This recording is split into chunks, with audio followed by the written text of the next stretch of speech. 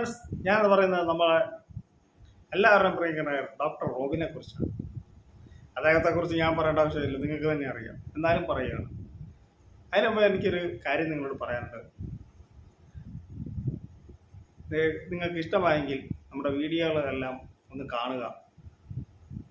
ഞാൻ ഡോക്ടർ റോബിനെ കുറിച്ച് ഒരുപാട് വീഡിയോകൾ ചെയ്യാം. എൻ്റെ ചാനലും കൂടെ നിങ്ങൾ റോബിനെ ഇഷ്ടപ്പെടുന്നവരെല്ലാം നമ്മുടെ ചാനലും കൂടെ സബ്സ്ക്രൈബ് ചെയ്യണം. നിങ്ങളെല്ലാവരും ജസ്റ്റ് വീഡിയോ കണ്ട് പോവുള്ളൂ. നമ്മുടെ ചാനൽ ലൈക്കും ചെയ്യണമെന്ന് സബ്സ്ക്രൈബ് ചെയ്യണം. എൻ്റെ ഒരു അപേക്ഷയാണ്. ഞാനൊരു റോബിൻ ഫാനാണ് കേട്ടോ. ഇതുപോലൊരു contestant big boss, Malayalam big ബോസിൽ ചരിത്രത്തിൽ ആദ്യമായിട്ടുണ്ട്. ഡോക്ടർ റോബിനെ കുറിച്ച് പറയാൻ എനിക്ക് വാക്കുകളില്ല. അദ്ദേഹം വേറെ ലെവൽ പ്ലെയറാണ്. നമ്മുടെ പ്രേക്ഷകരുടെ പൾസ് അറിഞ്ഞ് കളിക്കുന്ന ഒരു പ്ലെയറാണ്. കണ്ടന്റുകൾ പെട്ടെന്ന് അദ്ദേഹം ക്രിയേറ്റ് ചെയ്യും. അതിൽ അദ്ദേഹത്തിന് പ്രത്യേക ഒരു കഴിവ് തന്നെയാണ്. ഒരാളെ ഇവിടെ എങ്ങനെ സംസാരിക്കും, അല്ല ഒരാളോട് എങ്ങനെ ഗെയിം കളിക്കണം എന്നുള്ള ധാരണ അദ്ദേഹത്തിന് നന്നായിട്ടുണ്ട്.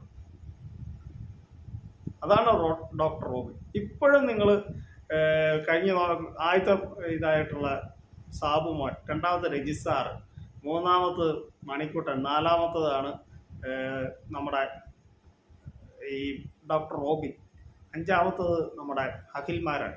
ഇത്രയും മത്സരാർത്ഥികളുടെ ആ ഇതനുസരിച്ച് എന്ന് വെച്ചാൽ ഓരോ സീസണിലെ മത്സരാർത്ഥികളുടെ പേരാണ് ഞാൻ പറയുന്നത്, ടോപ്പിൽ നിന്ന്. അതിൽ ഇപ്പോഴും വെച്ച് നോക്കിയാൽ ഏറ്റവും കൂടുതൽ ഇതുള്ളത് ഡോക്ടർ റോബിൻ തന്നെയാണ്. എന്താണ് കാരണം? ഈ അദ്ദേഹം ആ ഒരു ഗെയിമിനോടുള്ള അർപ്പണബോധവും അദ്ദേഹം ആത്മാർത്ഥമാണ് അദ്ദേഹത്തിന് അത്ര എത്തിച്ചത്. എന്ന് വെച്ചാൽ അതുപോലെ അദ്ദേഹം പരിശ്രമിച്ച് കണ്ടന്റ് ഇങ്ങനെ ക്രിയേറ്റ് ചെയ്തു എങ്ങനെ അത് ഓഡിയൻസിലേക്ക് എത്തിക്കണം, അല്ല ഓഡിയൻസിന് ഇഷ്ടപ്പെടുന്ന രീതിയിൽ എങ്ങനെയായിരിക്കണം എന്നാണ് അദ്ദേഹം കണ്ടന്റ് ഇതാക്കിയത്. അതുകൊണ്ടാണ് ഡോക്ടർ റോബിൻ എന്ന വ്യക്തി ഇപ്പോഴും എല്ലാവർക്കും ഇഷ്ടം. അദ്ദേഹത്തിന് ഒരുപാട് ശത്രുക്കളുണ്ട്, അത് വേറെ കാര്യം. പക്ഷേ ശത്രുക്കളെക്കാളും കൂടുതൽ അദ്ദേഹത്തിന് ഫാൻസ് ഉണ്ട്. അത് അദ്ദേഹം ഇപ്പോഴും ജനങ്ങളിലേക്ക് എത്തിപ്പെടുക, അല്ല ജനങ്ങളുമായിട്ട് ഇപ്പോഴും ഡോക്ടർ റോബിൻ്റെയൊക്കെ വീഡിയോ കണ്ടു കഴിഞ്ഞാൽ നമ്മളൊക്കെ എപ്പോഴും എവിടെ വെച്ച് കണ്ടാലും പോയി കാണും. പുള്ളിയെ ഒന്ന് നേരിട്ട് കാണണമെന്നാണ് എൻ്റെ ഇതുവരെ നടക്കട്ടെ. അപ്പോൾ നിങ്ങളെല്ലാം ഡോക്ടർ റോബിനെ ഇഷ്ടപ്പെടുന്നവരാണെങ്കിൽ നമ്മുടെ ചാനലും കൂടെ സബ്സ്ക്രൈബ് ചെയ്യുക.